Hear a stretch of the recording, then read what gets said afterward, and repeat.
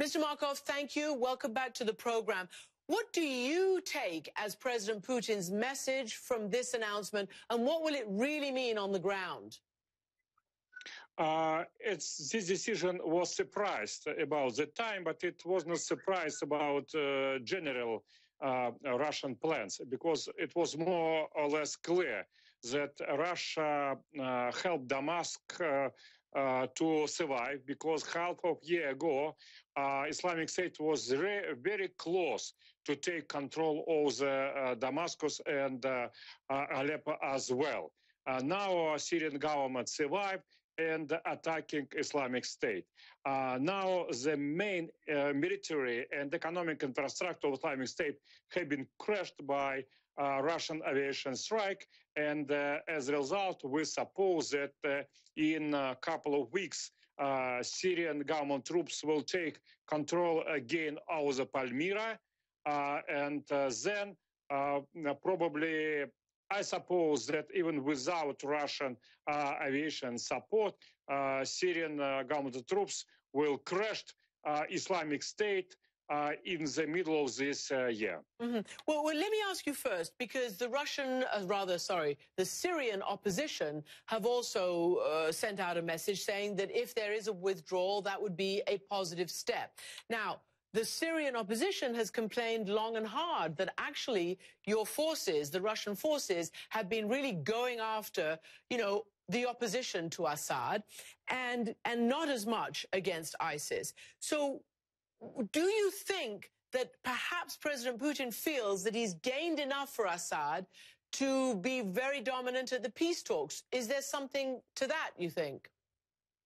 Of course, it's propaganda that Russia is targeting against Syrian not terroristic opposition. Russia's main target was exactly terrorists from Jabhat al-Nusra and Islamic State.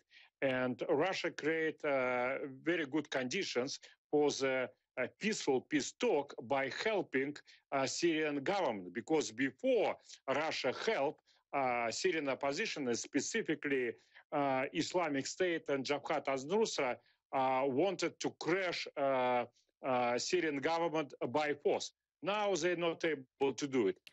Okay, you say... Now Russia twice create better conditions, because Russia withdraw its troops. It's create a much more better atmosphere for the peaceful talks in Geneva. Mm-hmm. Well, look, you say it's propaganda, but there are so many objective eyewitnesses to what the Russian forces did there. We're talking schools, we're talking hospitals, we're talking civic society, and we have our own correspondent who's got exclusive reports from there, and the UN has said it as well. So I want to know, what do you think? Do you believe that Russia has sufficiently destroyed the opposition that there'll be no reason for them to come back and help Assad when he gets into trouble again, if he does? Because without Russia, he was in deep trouble. Of course, without Russia, Bashar Assad had been not only in trouble, probably Damascus already have been totally under the control of the Islamic State and Jabhat al-Nusra.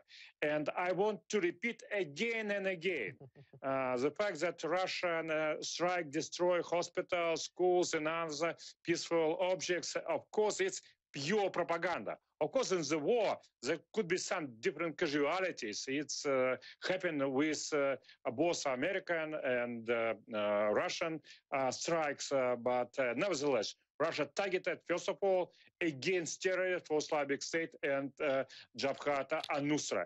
And because Russia targeting them, of course, Bashar Assad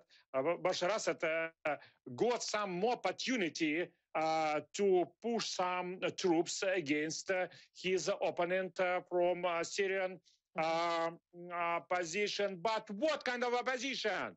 Liberal opposition. I know a lot of liberals who want to be in opposition to Bashar Assad in Facebook. No liberals who take in Kalashnikov and go to the desert. The problem is...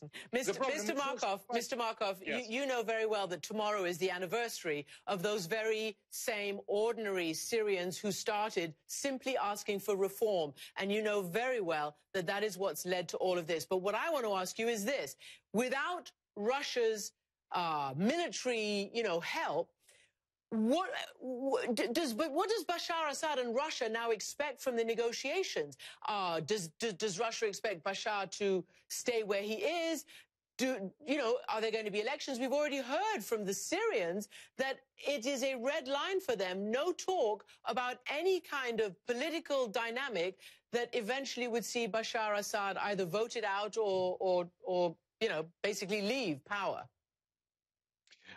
Basically, Syrian opposition, who is not ultra-radical jihadists, should accept that everybody should take part in the election. And Syrian people should have the right to decide, is Bashar Assad or not. If they decide this, if they agree to go to the peace in Syria together with Bashar Assad, the peace will come. If they will continue to insist that Bashar Assad, who is still quite popular among Syrian people, should go on. Of course, it will be difficult to reach some compromise. And also, you are talking that it was just revolt of the Syrians who want democratization. It's not. The Syrian opposition mostly support but Saudi Arabia, mostly barbaric, undemocratic country in the world. Mr. Markov, it didn't start like that. So I cannot let you, end this discussion like that. Thank you for giving us the viewpoint from Russia as to why this withdrawal may be happening. And we hope that there is some hope for peace. Thank you very much indeed. My pleasure.